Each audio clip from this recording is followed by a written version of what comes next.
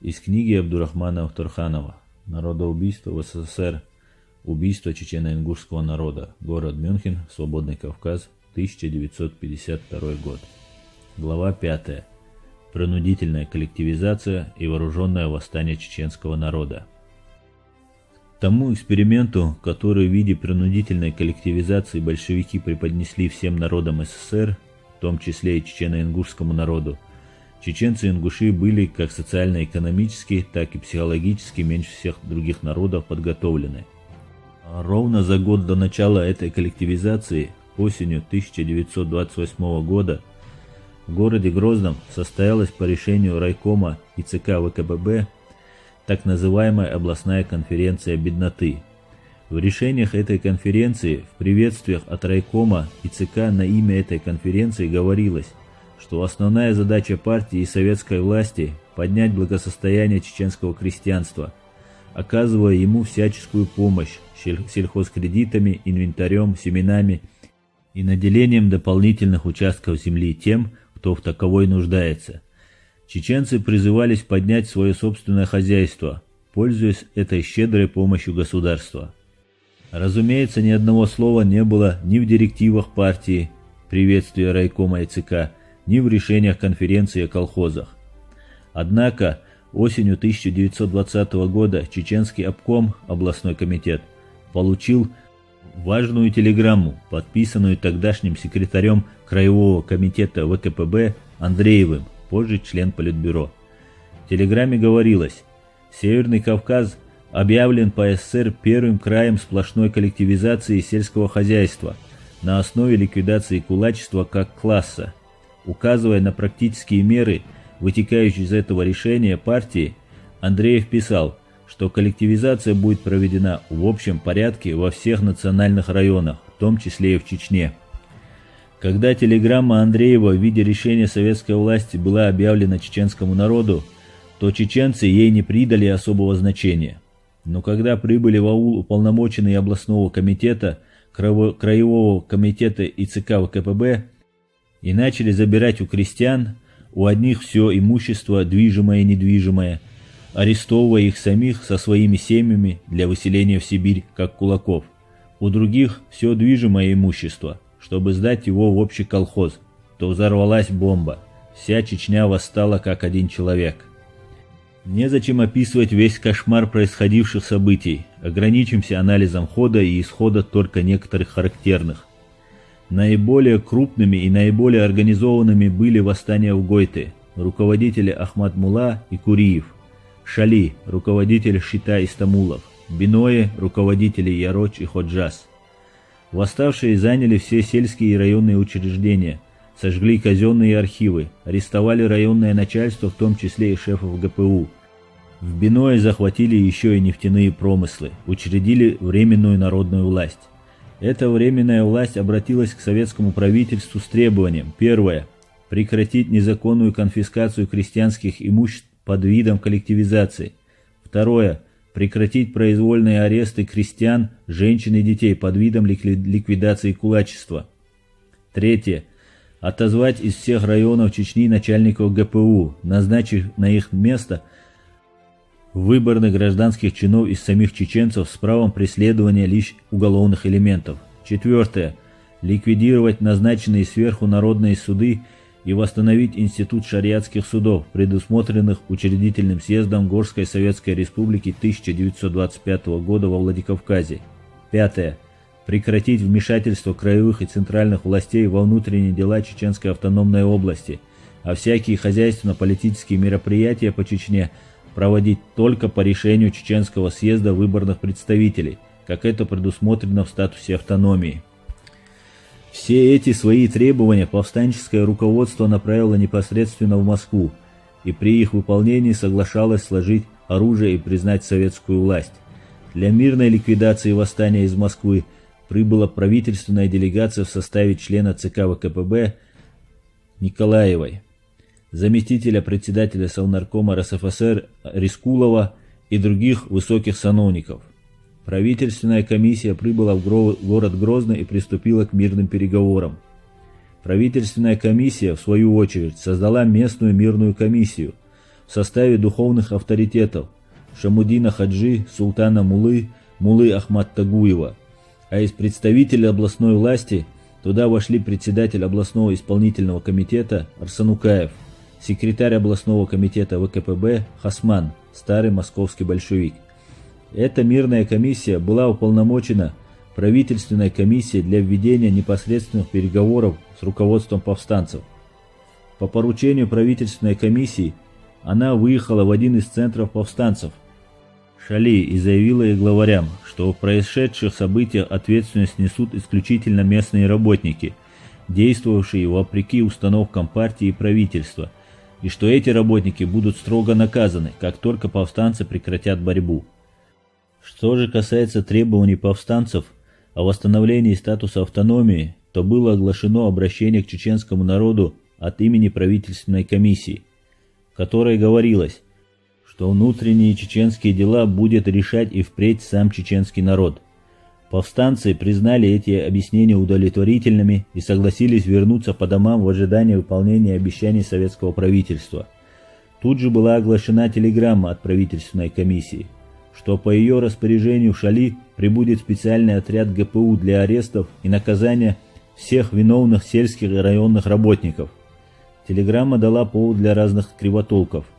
Но когда отряд прибыл и начал аресты именно среди местных советских работников, то успокоение наступило всеобщее. За 3 дня войска ГПУ закончили свои операции среди советских работников, и к часу ночи 4-го дня они уже окружили дом бывшего вождя повстанцев Шиты Истамулова. Шита, не ожидавший такого оборота дела, был застигнут врасплох. На ультиматум сдаться без боя, однако, Шита и его брат Хасан ответили огнем. Часть дома Шиты были объяты пламенем, а Хасан тяжело ранен. Когда рассвету подоспела помощь, около сотни вооруженных всадников-чеченцев окружили саму часть войск ГПУ, обложившую дом Шиты. После какого-нибудь часа рукопашного боя отряд ГПУ числом до 150 человек был почти целиком уничтожен.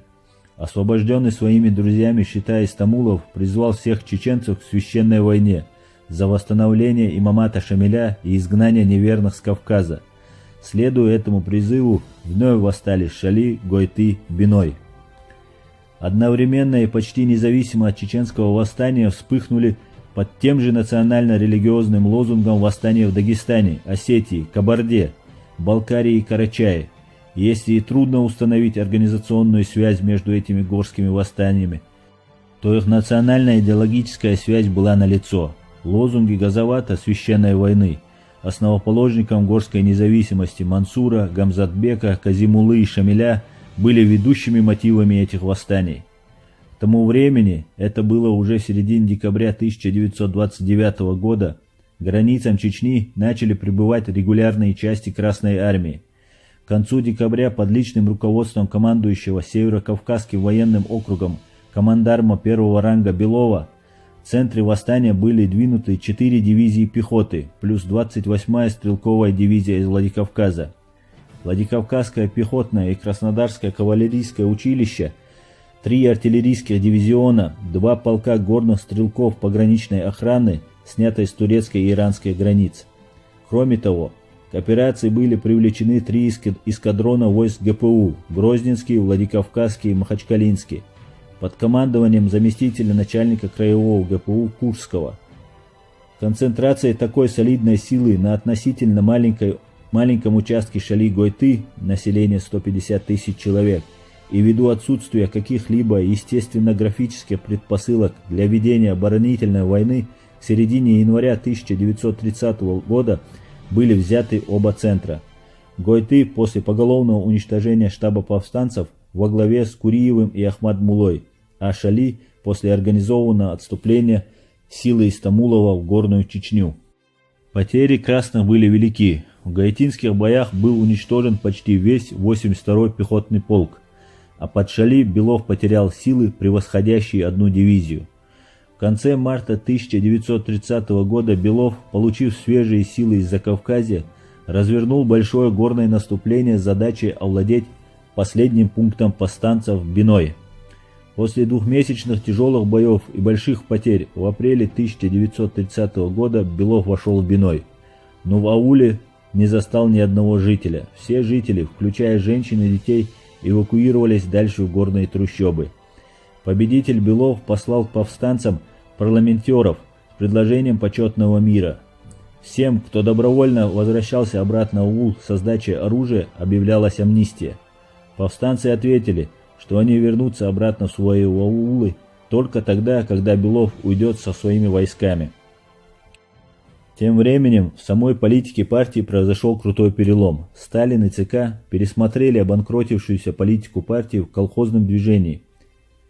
Специальным решением ЦК ВКПБ были осуждены левые загибщики в колхозном движении. Колхозы были объявлены добровольными объединениями, и в национальных районах, как Чечня и Ингушетия, колхозы были вообще отменены как преждевременные. В национальных районах разрешалось организовывать только товарищества по совместной обработке земля, так называемые ТОЗы. Чеченское партийное руководство Хасман, Журавлев, Арсанукаев были сняты со своих постов как левые загибщики. Из Чечни были отозваны войска с одновременным завозом туда огромного количества промышленных товаров по весьма низким ценам. Всем участникам восстания, в том числе и вождям восстания, была объявлена амнистия от имени центрального правительства. Повстанцы вернулись в свои аулы. Вождь повстанцев, впрочем, в прошлом бывший красный партизан Шитай Истамулов, тоже вернулся в Шали. По указанию сверху, Истамулов даже был назначен председателем Шалинского сельского потребительского общества «Кооперация промтоваров». Осенью 1931 года Истамулов был вызван к начальнику районного ГПУ Бакланову для вручения ему официального акта амнистии из Москвы. Вручая ему одной рукой акт, Бакланов из-под стойки другой рукой выпустил в него весь заряд из маузера. Тяжело раненый Истамулов успел насмерть заколоть кинжалом вероломного Бакланова. Наружная охрана добила Истамулова. Трупы Бакланова и Истамулова завернули в бурки и на машине ГПУ увезли в Грозный. Брат Истамулова Хасан организовал новую так называемую банду, которая до 1935 года беспощадно мстила чекистам за убийство Шиты. Убийство Шиты Истамулова было началом проведения в Чечне большой операции ГПУ по ликвидации кулацко-контрреволюционных элементов и мульско-националистических идеологов. По нормам, установленных Грозненским и Ростовским краевым ГПУ и утвержденным правительством СССР, было арестовано до 35 тысяч человек. Арестованные были осуждены специально созданной для этой цели чрезвычайной тройкой ГПУ под председательством его шефа Крафта. Процент расстрелянных установить хотя бы приблизительно трудно, но на волю из них редко кто вернулся.